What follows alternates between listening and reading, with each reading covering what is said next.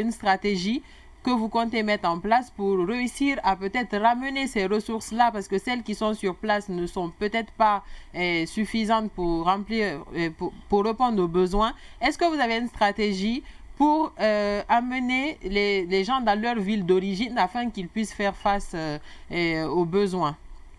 On n'amène pas les gens dans leur ville d'origine, mais les collectivités locales vont recruter en fonction des spécificités dont elles disposent pour faire face aux besoins en ressources humaines. Maintenant, et elles peuvent recruter partout, peu importe. Je vous laisse finir, s'il vous plaît. Mais la stratégie, par exemple, même qui a été un peu dénoncée par les conseils nationaux lors du vote, parce qu'ils n'avaient pas compris cette partie, pour les mêmes emplois, le fonctionnaire de la collectivité locale est plus bien payé que le fonctionnaire de l'administration centrale. Par exemple, à supposer un expert sur les questions minières qui est recruté par la commune rurale de Banoura dans Dinguiraï est mieux payé qu'un expert qui a les mêmes compétences, qui occupe la même fonction au niveau de la direction préfectorale des mines de Dinguiraï. Donc, déjà, c'est des moyens pour pouvoir motiver les cadres techniques à accepter de servir sous la bannière des collectivités. Mais il y a aussi plusieurs autres avantages que chaque collectivité, en fonction de ses capacités et de ses spécificités, créeront pour permettre vraiment à ces cadres-là de pouvoir très rapidement accepter de travailler pour elles à la base. Oui. Oui, allez-y. Oui, monsieur le ministre, je vois que c'est une bonne approche déjà avec cette politique de décentralisation. Vous avez parlé tout à l'heure approximativement sur plus de 100 000 fonctionnaires guinéens, 100 000, disons, fonctionnaires guinéens, 30 et quelques mille sont des enseignants, 20 et quelques mille sont du secteur de la santé. Alors, une décentralisation pour amener la presque totalité, disons, ou en tout cas une bonne partie vers les collectivités locales. Mais mon souci se situe au niveau de la qualification. Qu'est-ce que l'État fait à ce niveau pour pouvoir accompagner justement ces agents issus des collectivités en termes de en matière de dans le cadre de la qualification? Ce que vous devez comprendre, oui. On ne va pas inventer de nouveaux Guinéens. Pardon? On n'inventera pas de nouveaux Guinéens. Le monsieur qui travaille au centre de santé de Pandiajou à Massanta là-bas, qui est payé sur le fichier de la fonction publique au compte du ministère de la Santé, c'est ce monsieur qui sera déconnecté du fichier de la fonction publique pour être engagé fonctionnaire de la collectivité locale de Pandiajou s'il le désire. Je ne sais pas si vous comprenez. Oui. Le monsieur dispose de son expertise. Ça fait des années, il fait le travail, mais sauf qu'il y a un problème de sédentarisation et de fidélisation au niveau de la base. Donc, c'est ce même monsieur-là qui est expert, qui est connu, qui fait bien son travail, qui sera amené à signer le contrat au niveau de la collectivité. Maintenant, le gap maintenant, c'est ce gap-là que les collectivités recruteront en fonction des spécificités de chaque collectivité et ils auront le choix de façon assez autonome et même de procéder à cela, sauf qu'ils sont assujettis à un processus de contrôle de légalité qui est exercé au niveau préfectoral par monsieur le préfet. À côté de lui, la direction préfectorale de l'administration territoriale de la décentralisation et ses conseillers, et au niveau régional par monsieur le gouverneur, à côté de la direction régionale de l'administration territoriale de la décentralisation et ses conseillers. Alors, très concrètement, qu'est-ce que cela va résoudre dans nos collectivités? Est-ce que jusqu'ici, ces collectivités n'étaient pas bien gérées? Vous l'avez dit à l'entame, à la création des collectivités, on a d'abord transféré 32 compétences. Cela n'a pas permis aux collectivités de se développer. C'est parce que les moyens financiers n'ont pas accompagné ces 32 compétences, ou bien les moyens financiers ont existé, c'est le manque de ressources humaines, et c'est ce que cette innovation veut corriger? Non. Au moment où on avait transféré les 32 compétences, en réalité, il n'y avait pas de ressources financières qui étaient envoyées aux collectivités. C'est pourquoi les dispositions ont été prises pour créer ces différents fonds, notamment le Fonds national de développement local et le Fonds de développement des communes de Conakry. Maintenant, aujourd'hui, les compétences sont transférées, les textes réglementaires sont élaborés, les ressources financières sont transférées, il y a un problème de ressources humaines désormais qui doivent disposer. Mais notre avantage, vous avez remarqué depuis un certain temps, nous procédons à la dissolution, après des missions d'inspection de plusieurs collectivités, des dissolutions ont été prononcées.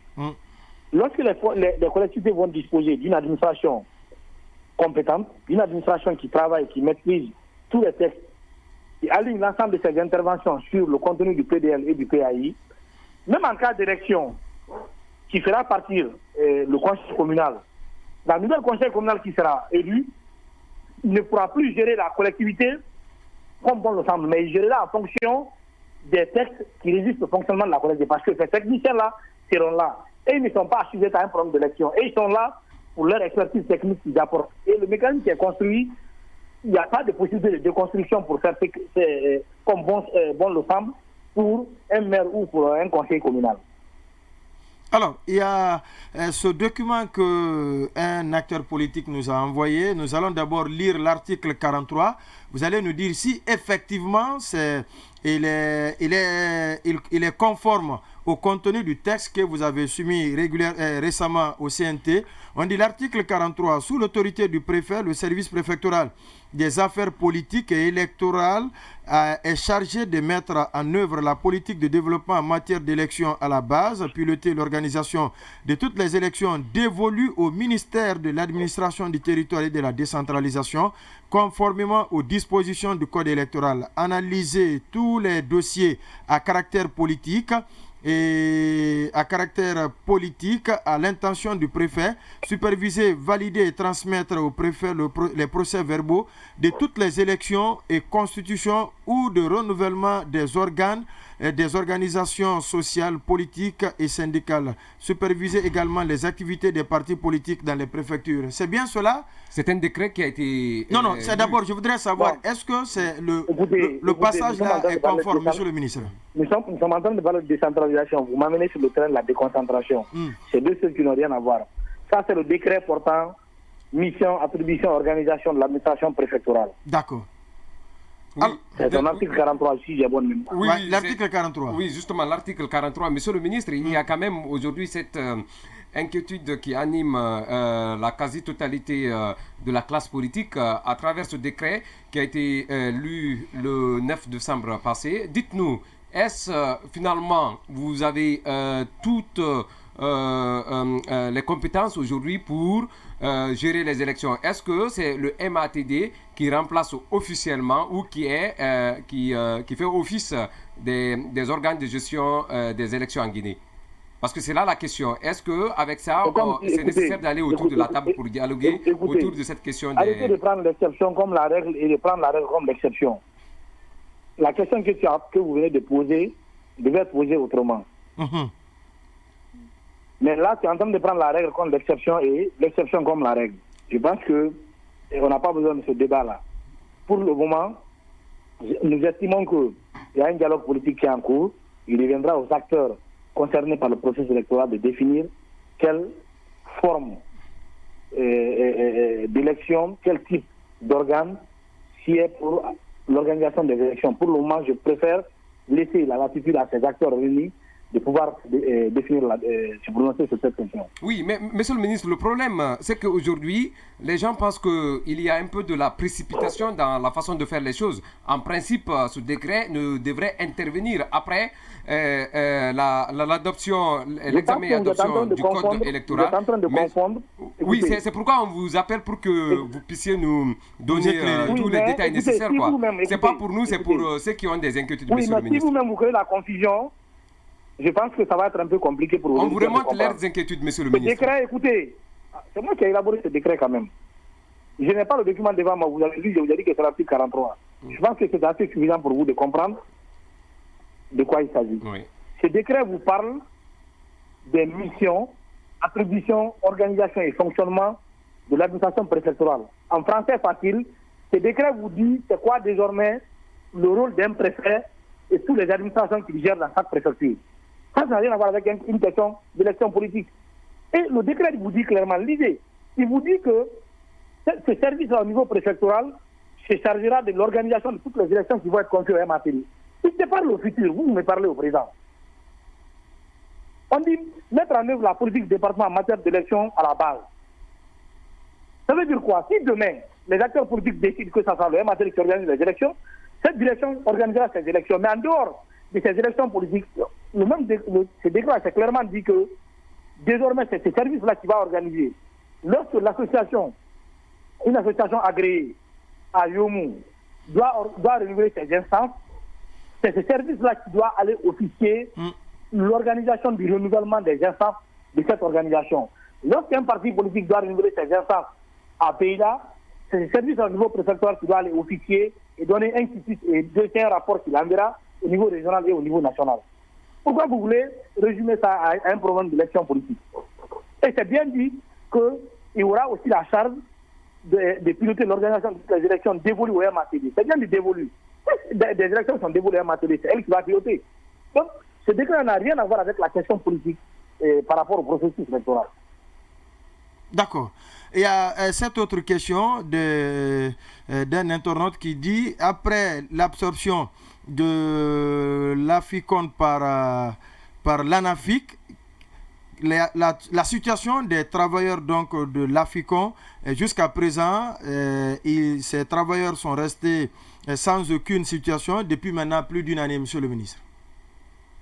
Vous savez, ceux qui écrivent ça, là, il faut lire leur nom pour qu'on sache qui est en train de...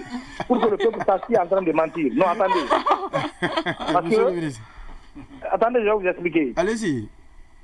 Ce que beaucoup ne savent pas, c'est qu'à l'origine, lorsqu'il était question de transférer des ressources aux collectivités, il y a des organisations qui ont été identifiées par la Banque mondiale et l'AFD à l'époque pour piloter un programme pilote, pour mettre en œuvre un programme pilote au niveau de la région forestière, dont une organisation pour laquelle je travaillais. Nous avons accompagné les collectivités en faisant du transfert de ressources et en les appuyant techniquement à recruter du personnel au niveau local. Par exemple, tous nos agents qu'on recrutait pour une collectivité, après 6 mois, on mettait fin à leur contrat et on demandait à la collectivité de recruter les mêmes agents, faire le contrat et l'agent travaille pour la collectivité. Nous, on se chargeait de faire le paiement des salaires. Après 3 mois, on vire l'argent sur le compte de la collectivité. C'est elle-même désormais qui payait l'agent. C'est ce que nous avons continué jusqu'en 2017. Il était question de faire un passage à l'échelle. Et comme la couverture de toutes les collectivités du pays relève d'une question de souveraineté, les réflexions ont été lancées pour voir qu'est-ce que l'État peut mettre en place comme mécanisme pour le financement des collectivités. D'où la création de l'Agence nationale de financement des collectivités en Afrique. Lorsque l'ANAFIC a été créée, dans sa forme, l'idée était de se consacrer au transfert de ressources financières aux collectivités et d'appui technique pour la gestion, pour la bonne gestion de ces ressources. Entre-temps, en 2020, le gouvernement a décidé de façon politique de créer une autre agence appelée AFICON, Agence de financement des communes de Conakry. Comme si les communes de Conakry n'étaient pas des collectivités.